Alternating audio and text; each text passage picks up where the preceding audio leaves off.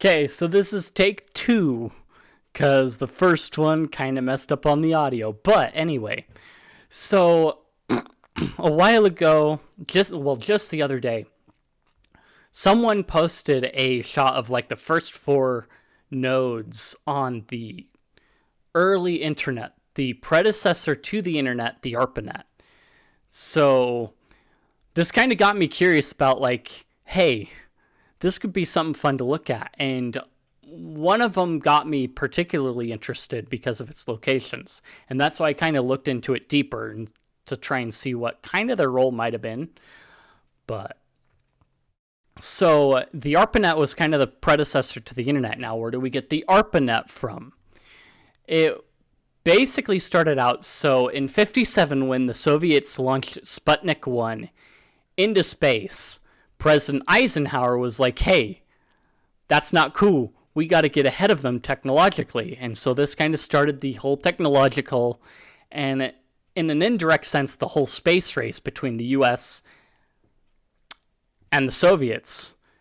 So the internet came about because of a pissing match between the Soviets and the US, is basically what it boils down to. And that's how we get a lot of our modern space technology, is a pissing match between the Soviets and the US.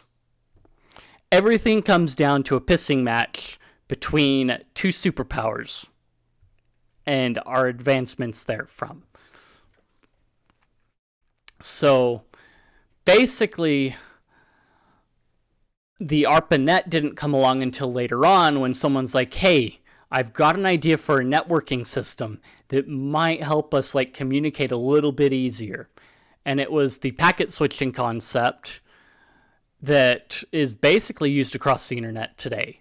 And it wasn't called TCP/IP or UDP, but it was different back then. But it was theorized in 2 different areas. One dude in the UK had an idea for it, and one dude in the US had an idea for it, and they never communicated together, so it happened independently, but then eventually it came together. So, according to the Wikipedia article here, the first person to, one of the first people was Bob Taylor to initiate, like, the project.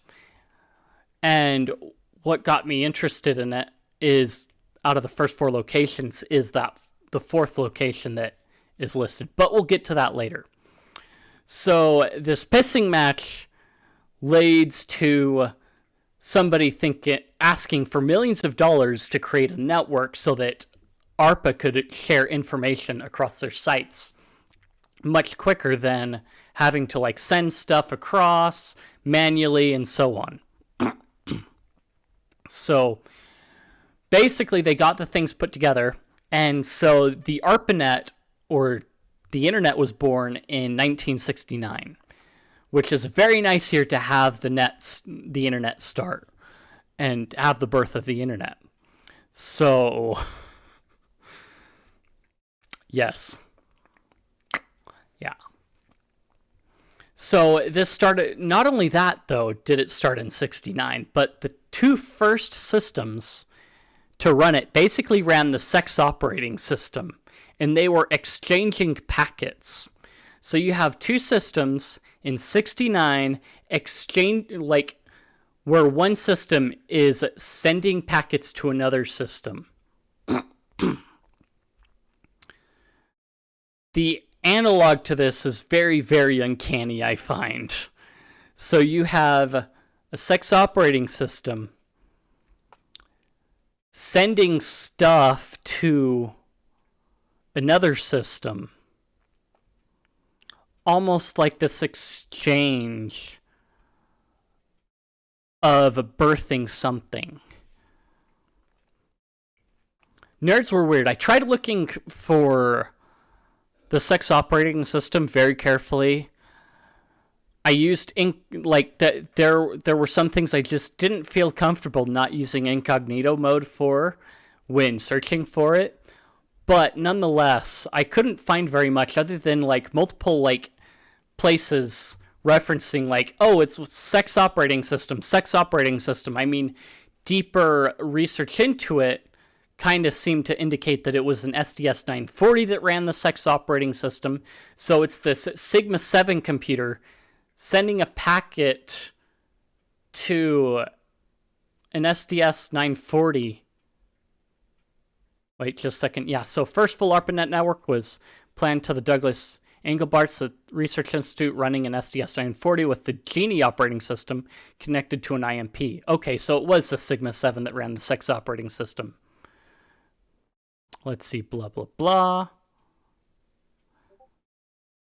Okay. Let's see. Douglas Engelbart was, where was he again? Which end was he on?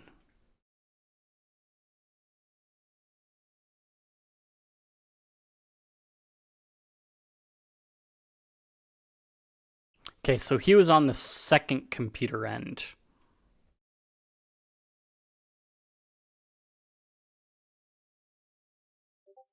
So, okay, so yeah. So the second one had the Genie operating system. So the SEX operating system is sending packets to the Genie. Very appropriate. But I couldn't figure out what SEX meant in the operating system. So that's somewhere lost of time. If someone knows, I would not be too unkeen to know that information. But yeah. So at the UCLA end, they typed in the L and asked SRI if they received it. Got the L, came the voice reply. UCLA typed in the O and asked if they got it. And received, got the O. UCLA then typed in the G, and the darn system crashed. Quite a beginning. On the second attempt, it worked fine. So basically, they got 2 packets in, and 2 characters in, and then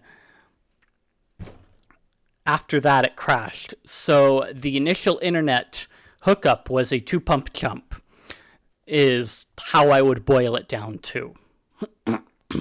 But later on, others joined in, like UC Santa Barbara and then University of Utah.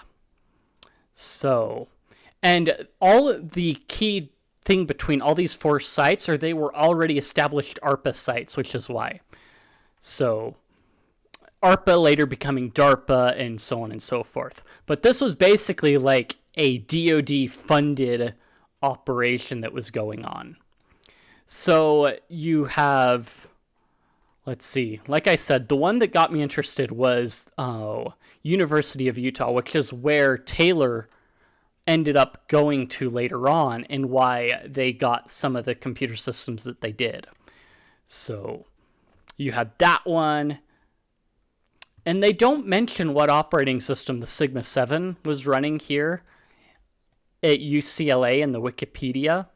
So, yeah. Which is interesting. I don't know if they wanted to mention that or not, but interesting nonetheless. So, it doesn't say very much about, like, Taylor and what he ended up doing later on. But he was one of the first initial 4 hosts. University of Utah School of Computing ran that location there. And so this enabled them to communicate across the net using packet switching, which, for those that aren't familiar, is basically the basis of what we use in TCP and UDP now. The protocols that they used back then, of course, are long obsolete, and UDP and TCP are the go-to standards for communications that way. So let's see what else was there. Then finally at the end of like everything, eventually DARPA or ARPA decommissioned the ARPANET and transferred it over to the NSF to run it. And then that would later on go to the individual private ownership and spawn the modern internet that we have. At the decommission of the ARPANET, Vinton Cerf wrote The Requiem of the ARPANET, which is a very, very appropriate poetic end to such a wonderful invention that led to what we have today and what you get to enjoy this content with today. It was the first, and being the first was the best, but now we lay it down to ever rest. Now pause with me a moment, shed some tears, for auld lang syne, for love, for years and years. Of faithful service, duty done I weep. Lay down thy packet now, O friend, and sleep. If you enjoyed the video, then like, comment, subscribe, feed the algorithm, boost the video up, share this video with your friends. If you found it informative or you just want to chat, I've got plenty of places in the description, Discord, Guilded, and what have you. Check those out, and I will see you guys in the next one.